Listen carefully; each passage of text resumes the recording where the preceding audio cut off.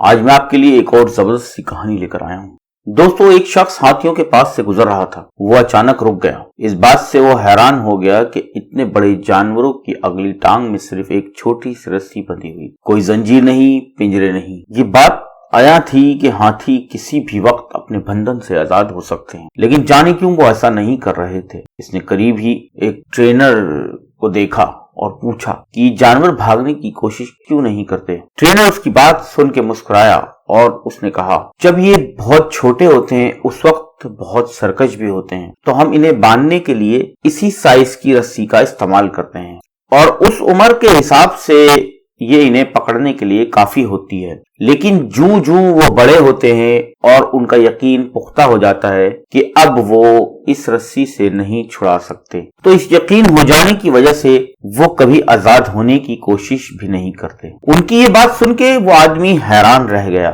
یہ جانور جو کسی بھی وقت اپنے بندھنوں سے آزاد ہو سکتے ہیں، لیکن چونکہ انہیں یقین ہو چلا ہے اس لیے وہ ایسا نہیں کرتے، وہ وہیں پھنس گئے جہاں وہ تھے۔ دوستو، ہاتھیوں کی طرح ہم میں سے کتنے لوگ اس یقین کے ساتھ زندگی گزارتے ہیں کہ ہم اب کچھ نہیں کرتے، صرف اس وجہ سے کہ وہ اس سے پہلے ایک دو بار ناکام ہو چکے ہوتے ہیں۔